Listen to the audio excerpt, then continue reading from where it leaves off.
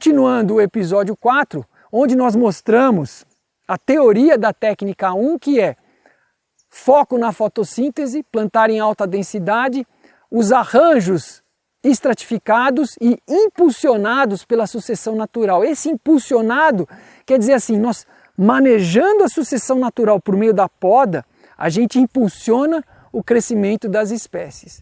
Então isso é a aparência da placenta 1, que mais para frente nós vamos detalhar melhor quando iniciar mesmo o plantio das hortaliças. A gente só está por enquanto mostrando as técnicas. E esse é o visual da placenta 1, são as plantas que crescem até 6 meses a gente colhe, é de ciclo rápido.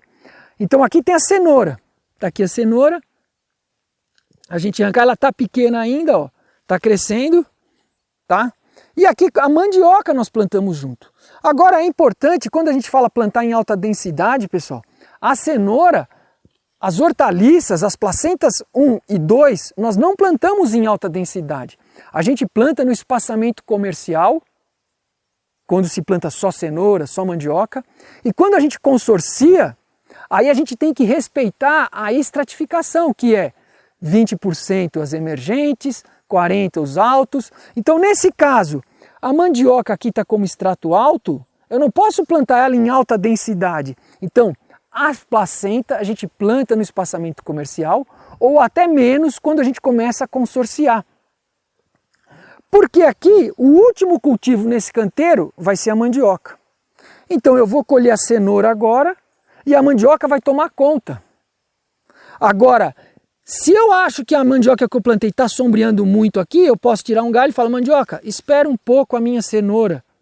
Por isso que é bom a gente no começo fazer poucos consórcios, poucas misturas, para ir treinando essa técnica de plantar várias espécies consorciadas na placenta 1 e placenta 2. Isso nós vamos detalhar para frente. O que nós vamos mostrar para vocês hoje é a nossa experiência de 5 anos aqui, os sistemas mais velhos, que estão com 5 anos, e os sistemas mais novos, como esse. Então, nós plantamos linha de árvore aqui. Você está vendo que tem banana a cada 3, 4 metros. Entre as bananas, nós plantamos mamão. Está aqui, ó. Mamão de semente foi aqui. Essa tela é para os veados aqui, veados não entrarem, porque nós estamos do lado de um parque. Esse aqui já sai, que é uma erva. Então tem um mamão aqui. Aqui tem um pau-pombo, que é uma emergente secundária 1. Aqui tem o eucalipto, que seria outra emergente do futuro. Então o pau-pombo, nós plantamos de semente aqui ainda. Castanha do Pará, plantamos baru, plantamos gonçalo e eles estão crescendo. Agora é importante, pessoal, quando a gente planta banana, eu vejo vários amigos meus que você planta a linha das frutas, a linha das madeiras e planta banana. A banana cresce muito rápido. Então se você não podar drasticamente no início, a banana vai sombrear. E as suas frutas, se você plantou laranja de muda, jabuticaba, enfim, se a banana fechar muito, nós vamos quebrar um princípio que é respeitar a estratificação, a quantidade de sombra. Mas como a banana produz rápido, então o que acontece? A pessoa foca na banana e esquece de olhar a floresta, de ter a visão ampla das outras espécies. A banana produz muitos filhos, sombreia, e a laranja para de crescer, a jabuticaba para de crescer, o baru para de crescer, todas as árvores do futuro param de crescer. Eu já vi agroflorestas com 3 anos, a laranja está do mesmo tamanho de que quando foi plantada. A laranja tinha que estar produzindo com 3 anos. Com 4, 5 anos já começa uma produção comercial.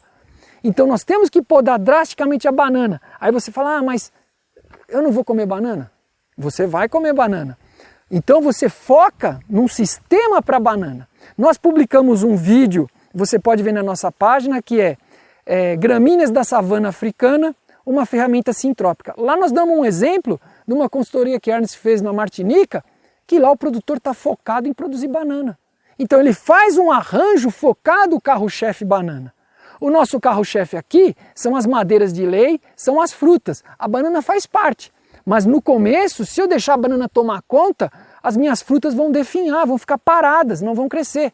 Então não tenha pena dó de podar a banana no início. Se você está focando nas árvores, a banana tem que ser podada drasticamente. E aí a gente chega aqui, essa foi uma linha de árvore que nós plantamos, demos 4 metros de distância, plantamos outra linha de árvore. Aqui nós plantamos a cada 30 centímetros um abacaxi. Entre os abacaxis nós plantamos as árvores. Então de metro em metro tem árvore de muda. Então tem pupunha, que seria emergente. Aqui plantamos um mamão, que é uma emergente da placenta 2. Aqui tem uma vinagreira que está do lado, que não é emergente. Aqui tem um mogno. Não, mogno não. Esse aqui é uma longan. É parente da... É uma sapindácea. Da lixia, se não me engano, da pitomba, parente da pitomba também. Se vocês olharem aqui, olha os abacaxis. Nós plantamos aqui a mora de estaca. Entre aqui plantamos também, além de amora, mutamba de semente. Olha as mutambinhas crescendo aqui. E tem mandioca. Nós temos que fazer um raleamento aqui agora, o feijão já vai produzir, aí ele vai secar, vai entrar mais luz. Aí nossas árvores que vão se destacar aqui no meio. Aqui abacate, extrato médio alto. Então, as plantas de mudas, as frutíferas, nós plantamos no espaçamento definitivo, mais ou menos. Então o abacate tem outro ali a cada 5 metros. Porque foi de muda, mas poderíamos plantar de semente. Podemos, tem espécies que são fáceis de fazer muda. Café, ele cresce muito bem, aceita muito bem o transplante. Então se você fizer no tubete, você escolhe os melhores, transplanta e ele vai bem. Então essa é uma linha de árvore que nós plantamos aqui. Vários extratos, então tem emergente. Então a mutamba é uma emergente secundária 1. Depois vem uma secundária 2 de emergente, que é o eucalipto. Depois vem uma climáxica, que é a castanha do Pará, que foi de semente. Uma criando a outra. Então nós temos que achar os extratos, os ciclos de vida de todos os extratos. Isso é o ideal. Mas você vai perguntar, mas se eu não tiver? É muito melhor isso que qualquer monocultura. Você não achar os extratos no início da chuva, quando é o momento exato de plantar, as primeiras chuvas são fundamentais. E nós vimos aqui uma recomendação que nós estamos fazendo e ela não falha, que Ernest falou, abre o cupinzeiro. Um mês antes de começarem as chuvas, na nossa região aqui, por exemplo, as chuvas começam em outubro, novembro, então no início de setembro a gente já sai procurando os cupinzeiros que tem perto dos nossos campos, abre o cupim com uma picareta e procura pela fase alada dos cupins, que são as princesas, né, e os machos alados, que são aqueles insetos que vão voar buscando formar novas colônias, novos cupinzeiros. E eles têm asas. A asa tem quase 3 centímetros, então se você abrir o cupinzeiro e tá lá as princesas, as aleluias, com a asa grande já, é um sinal que em 15 dias, 20 dias vai chover, porque o cupim precisa da terra fofa para cavar. Então esse é um excelente sinal para a gente conseguir estar tudo preparado para plantar na época certa. As primeiras chuvas fortes, a nossa cultura recebendo as primeiras chuvas, faz toda a diferença para o crescimento das plantas. Para terminar aqui essa imagem da placenta aqui do início do plantio das árvores, né? Vou mostrar uma linha recém-plantada de árvores.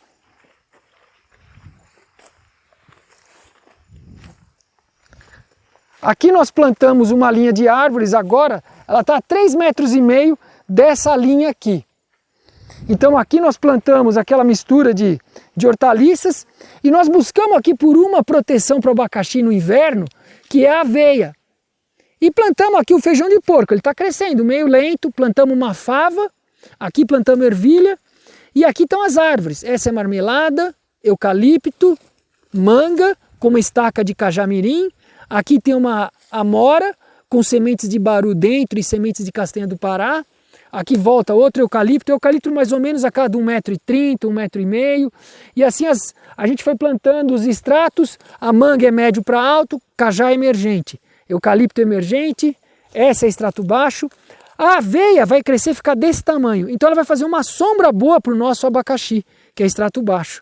E isso está crescendo a amora, aquelas sementes de baru aí vai levar uns 2 meses para ela nascer aqui nesse tempo frio. E a gente pode roçar essa aveia também, se ficar muito apertado. Aqui caiu muita semente de aveia, porque era uma semente carunchada, que nós perdemos a semente e acabamos jogando aqui todo o material. agora nós vamos ver os plantios mais velhos que nós temos aqui, que são de 5 anos atrás, 2016 nós plantamos, e os plantios de 1 ano atrás, para vocês verem a diferença. Como que nós plantamos, os erros que nós cometemos aí há 5 anos atrás, que nós buscamos corrigir nesse último plantio de 1 ano agora, que são linhas de árvore, com entrelinhas de capim, e nós plantamos junto trigo, que foi em maio do ano passado, quando nós implantamos o último sistema de árvores frutíferas com madeiráveis, com entrelinhas de capim. Esse aqui é um dos sistemas mais antigos que nós temos aqui. Ele foi plantado em 2016, em agosto de 2016. Nós estamos vendo, ó, o que aconteceu aqui? Nós cometemos esse erro de demorar para podar a banana. Então, agora o limão está começando a produzir, ó. Você vê, tem vários galhos carregados aqui, ó, de limão. Esse é limão Tahiti. Outro erro que nós cometemos, nós podamos o eucalipto no pé. Quando o eucalipto era novo, achando que isso ia ajudar os citros a crescer mais, que entra a luz.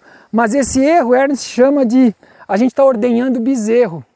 O eucalipto, o que aconteceu? Em sistemas que nós não cortamos no pé no início e podamos a 5 metros, no ano seguinte ele deu muita biomassa. As árvores que nós podamos a 5,5 metros, a 5 metros. Esse eucalipto não deu, porque teve que gastar muita energia para ele crescer de novo.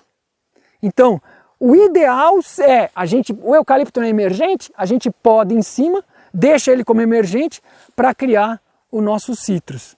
Outra falha que nós cometemos, nós plantamos poucas árvores aqui. Quem vai substituir o eucalipto?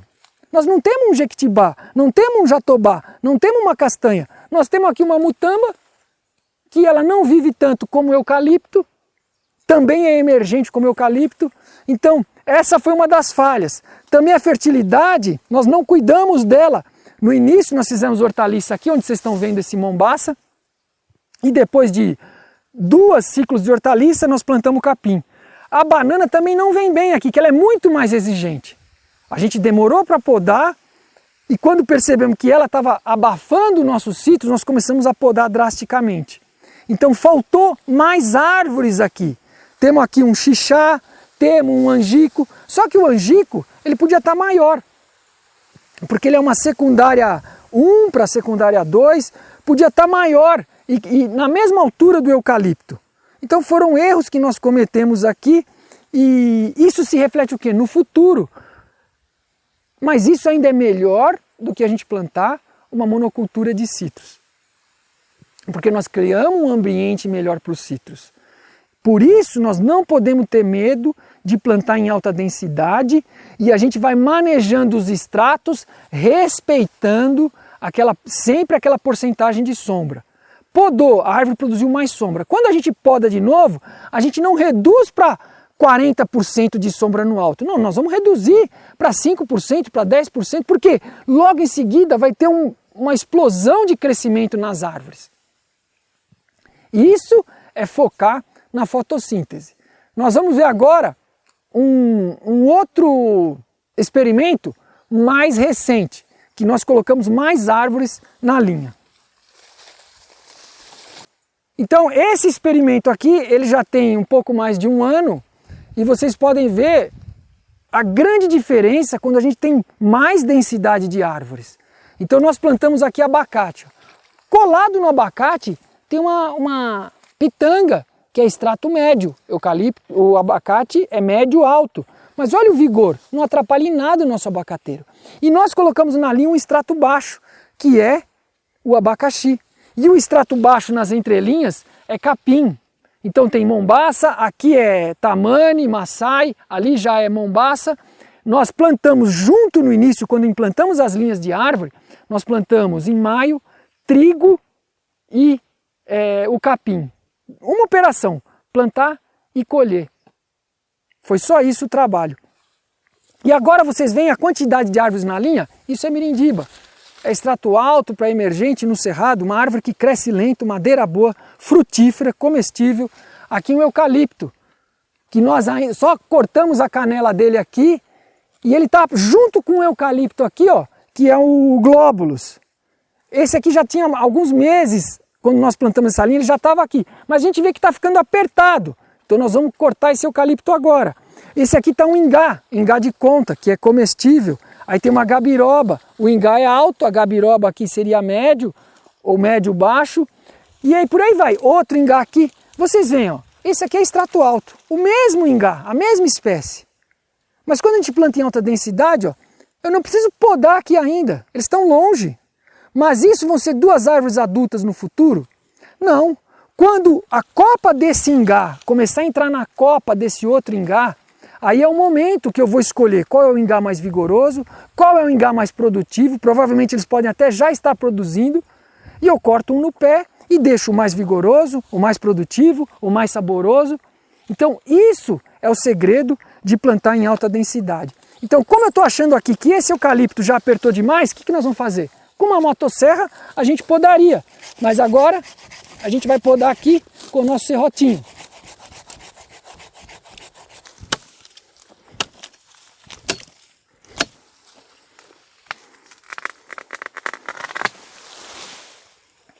Então nós abrimos mais luz aqui, todo esse eucalipto eu vou colocar aqui na linha, e se a gente faz isso mecanizado, corta as árvores, tritura e joga na linha das árvores, joga na linha do capim.